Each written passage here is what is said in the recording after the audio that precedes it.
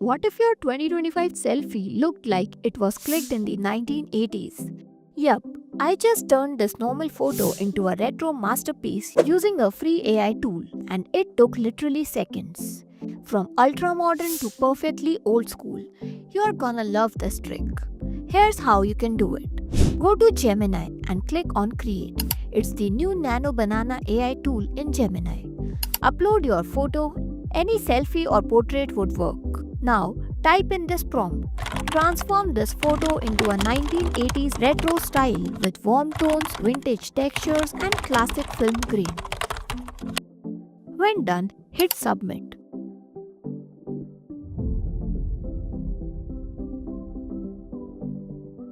In just a few seconds, your photo gets that perfect retro vibe, like it's straight out of an old film camera.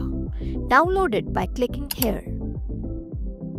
Look at that, the tones, the grain, the mood, it's giving timeless nostalgia. And no Photoshop, no editing skills, just Nano Banana doing its magic. So if you love that vintage aesthetic, do try this out. And don't forget to like, subscribe and hit that notification bell for more such content. Thanks for watching.